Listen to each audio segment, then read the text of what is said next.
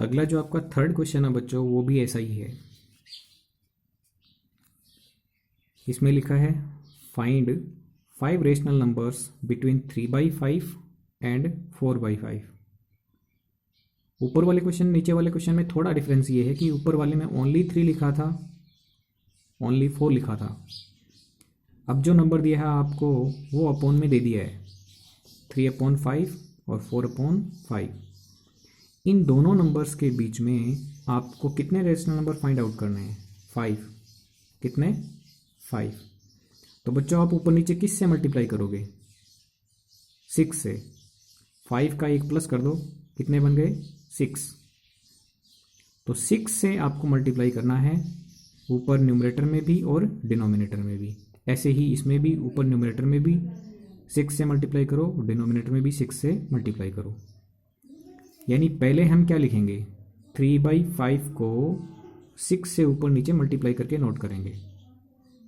6 3 जा 18 हो गया और 6 5 जा 30 हो गया, करेक्ट। और इसी प्रकार से आपका 4/5 है, उसको आप 6 से ऊपर नीचे मल्टीप्लाई करके क्या नोट कर सकते हैं? 6 4 जा 24 और 6 5 जा 30।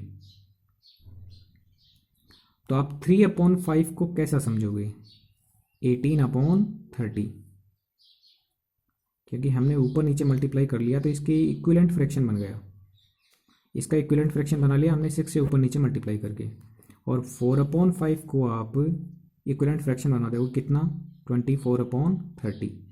तो इसको ऐसा समझना है और इस नंबर को आपको ऐसा समझना है। अब देखो 18/30 और 24/30, नीचे वाले डिनोमिनेटर सेम है, तो 18 और 24 के बीच में आप नंबर्स फाइंड आउट कर सकते हो, 19 20 21 22 23। तो इसका मतलब ये हुआ कि इन दोनों के बीच में जो नंबर्स आएंगे वो कौन से आएंगे? देखो इस नंबर को हमने ऐसा लिख दिया और इस नंबर को हमने ऐसा लिख दिया। तो इन दोनों नंबर्स के बीच में हमसे 5 पूछे थे, तो इसका मतलब इन दोनों के बीच वाले 5 आपको फाइंड आउट करने हैं। तो इन दोनों के बीच में चाहिए, इसका मतलब 18 से बड़ा और 24 से छोटा, तभी तो इन दोनों के बीच में आएगा। तो वैल्यू देखो क्या बनेगी? 18 से बड़ा वैल्यू 19, 19/30। अगला नंबर 19 से 1 मोर कर दो, 20/30। फिर 1 मोर कर दो, 21/30। फिर 22/30। फिर 23/30। देखो 24/30 से कम और 18/30 से ज़्यादा, ये नंबर्स आपके हुए। और कितने हो गए? देखो 1 2 3 4 5। तो आपको 5 नंबर्स मिल गए हैं इन दोनों नंबर्स के बीच में। ओके बच्चों, तो ध्यान इसमें यही रखना है कि यदि 5 फाइंड आउट करने हैं तो 6 से मल्टीप्लाई करना है। और ऊपर वाले क्वेश्चन में देखो आपने कितने पूछे थे? 6 पूछे थे, तो किससे मल्टीप्लाई करना है? 7 से, ऊपर नीचे दोनों साइड में। ठीक है। अब जो आपका क्वेश्चन है नेक्स्ट, वो ट्रू फॉल्स वाला है। और इसमें आपसे क्वेश्चन पूछें 3 टाइप के बना करके कि उनका रीजन भी दो।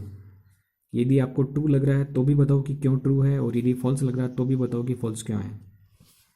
तो देखो पहला क्वेश्चन है, every natural number is a whole number. उसने एक स्टेटमेंट दे दिया अपना कि एवरी नेचुरल नंबर होता है, यानी प्रत्येक नेचुरल नंबर, प्रत्येक प्राकृतिक संख्या एक पूर्ण संख्या होती है। तो क्या आप इसकी बात से एग्री हैं? देखो इसको, इसने बात की एवरी नेचुरल नंबर की। एवरी नेचुरल नंबर बोल दिया इसने कि हर नेचुरल नंबर होता है वो एक होल नंबर होता है। तो क्या बच्चों ये बात सही है? देखो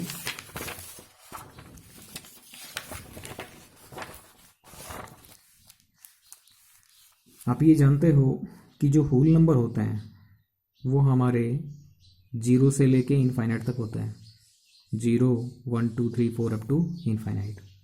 और जो नेचुरल नंबर होते हैं वो होते हैं आपके 1 2 3 अप टू इनफाइनाइट। तो सोचो सारे के सारे नेचुरल नंबर्स होल नंबर में शामिल हुए कि नहीं हुए? हो गए। देखो ये पूरा बॉक्स है वो आपका होल नंबर का है, जिसमें इस पूरे होल नंबर के बॉक्स में, ये पूरा होल नंबर का बॉक्स है, इसमें 0 भी है, 1 भी है, 2 भी है, 3 भी है, 4 भी है, 5 भी है, अप टू इनफाइनाइट, यानी सारे नंबर्स इसके अंदर आ गए हैं। ठीक है, तो इसमें आपके नेचुरल नंबर शामिल हुए कि नहीं हुए? यानी every natural number whole number में शामिल है। Every natural number whole number में आ गया है, तो इसका मतलब ये स्टेटमेंट आपका कैसा है? ट्रू है, क्योंकि every natural number whole number होता है। करेक्ट बच्चों? क्या आप इसकी उल्टी बात से सहमत हैं क्या? वो ऐसे बोल देता कि every whole number is a natural number, तो ये बात फॉल्स हो जाती, क्योंकि 0 होल नंबर तो है लेकिन नेचुरल नंबर नहीं है, तो हर कोई होल नंबर नेचुरल नंबर नहीं हो सकता है, लेकिन हर नेचुरल नंबर होल नंबर में शामिल होता है। ओके बच्चों, अब सेकंड क्वेश्चन पे चलते हैं। जो सेकंड क्वेश्चन आपसे पूछा उसने वो ये है, every integer is a whole number. किसकी बात बोल रहा है? हर इंटीजर की बात कर रहा है कि हर इंटीजर होता है वो एक होल नंबर होता है, ये उसका स्टेटमेंट है। तो क्या आप इसकी बात से सहमत हैं? उसने बोला हर कोई इंटीजर, तो आप इसको देख लें, इंटीजर हमारे कौन कौन से होते हैं? ये 0 है, ये 1, ये 2, 3, ये 4, ये 5, -1, -2, -3, -4, बहुत सारे हैं। तो एवरी इंटीजर होल नंबर में आते हैं क्या? नहीं आते हैं, क्योंकि होल नंबर तो इतने से होते हैं। अब ये इंटीजर तो छूट गया, होल नंबर में आया ही नहीं। तो उसने बोला कि एवरी इंटीजर होल नंबर होगा, तो हर कोई इंटीजर होल नंबर थोड़ी होगा। ये -2 है, इसको आप इंटीजर तो बोल सकते हो, लेकिन -2 को आप होल नंबर नहीं बोल सकते हो, तो इसकी बात रॉन्ग हो गई। -3 है, वो भी एक इंटीजर वैल्यू है, लेकिन वो होल नंबर नहीं है, जबकि वो क्या बोल रहा है कि हर कोई इंटीजर होता है वो एक होल नंबर होता है। तो ये बात तो गलत दिख रही है, क्योंकि -4 है, वो तो एक इंटीजर तो है लेकिन होल नंबर नहीं है। ऐसे ही आप और भी एग्जांपल ले सकते हो। तो इसका ये स्टेटमेंट क्या हो जाएगा बच्चों? फॉल्स, क्योंकि हर एक इंटीजर होल नंबर नहीं होता है। हर कोई इंटीजर है वो आपका होल नंबर नहीं होता है। तो इसका सॉल्यूशन देखो कैसे लिखोगे। ये स्टेटमेंट हमारा फॉल्स है। क्यों है? देखो, हर कोई इंटीजर होल नंबर नहीं हो सकता। जैसे मैं एग्जांपल ले रहा था अभी, -3, तो -3 कैसा नंबर है? इंटीजर वाली लाइन पे तो मिलता है, लेकिन ये होल नंबर की लाइन पे नहीं मिलता है। ऐसे ही आप और भी देख सकते हो, -11 है, वो आपका इंटीजर तो है लेकिन वो होल नंबर नहीं है। जबकि उसका स्टेटमेंट क्या था बच्चों? कि एवरी इंटीजर एक होल नंबर होगा। तो इसका स्टेटमेंट कैसा बच्चों? फॉल्स है। ओके, अब चलो आप थर्ड क्वेश्चन पे। थर्ड क्वेश्चन में आपको देखो क्या बोला है उसने, every rational number is a whole number. हर कोई रेशनल नंबर एक होल नंबर होगा, उसने ये बोला है। हर कोई रेशनल नंबर एक होल नंबर होगा। तो क्या ये बात सही है इसकी? नहीं है। देखो क्यों? 1/2 का मैंने एग्जांपल लिया है। 1/2 कैसा नंबर है? एक रेशनल नंबर है, लेकिन क्या 1/2 एक होल नंबर होता है? नहीं होता है, क्योंकि 1/2 की वैल्यू कितनी आती है? जब आप 2 से डिवाइड करोगे 1 को तो कितना आएगा? 0.5। तो 1/2 आपका एक रेशनल नंबर है, लेकिन ये होल नंबर नहीं है, तो इसका मतलब उसकी बात गलत हो गई। उसने तो ये बोला था कि हर कोई रेशनल नंबर, आप किसी भी रेशनल नंबर को ले लें, किसी भी रेशनल नंबर को ले लें, वो एक होल नंबर होगा। इसका मतलब ये बात गलत हो रही है। मैं इसके और एग्जांपल ले सकता हूँ। देखो 3/5 है, आप 3/5 को कैसा नंबर बोलोगे? ये P/Q के रूप में लिखा हुआ है, इसका मतलब ये नंबर कैसा है बच्चों? ये रेशनल नंबर है, लेकिन क्या ये होल नंबर है? ये होल नंबर नहीं है बच्चों। क्यों नहीं है? क्योंकि 3 को आप 5 से डिवाइड करके देखो, कितनी बार होगा? 0 बार। 5 0 जा 0, रिमाइंडर कितना बचा? 3। यदि मैं डिवाइड आगे बढ़ाना चाहता हूँ तो डेसिमल लेकर के एक 0 ले सकता हूँ। 5 से डिवाइड करोगे कितनी बार होगा? 6 बार। 5 6 जा 30, रिमाइंडर कितना है बच्चों? 0। तो 3/5 को आप क्या लिख सकते हैं? 0.6। तो बताओ 0.6 होल नंबर होता है क्या?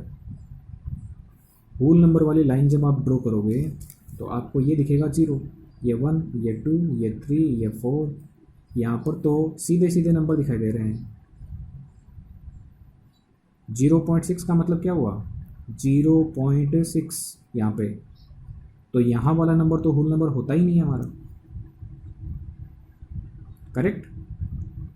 ऐसे ही मैंने ऊपर एक एग्जांपल लिया था, देखो इस क्वेश्चन के सॉल्यूशन में 1/2।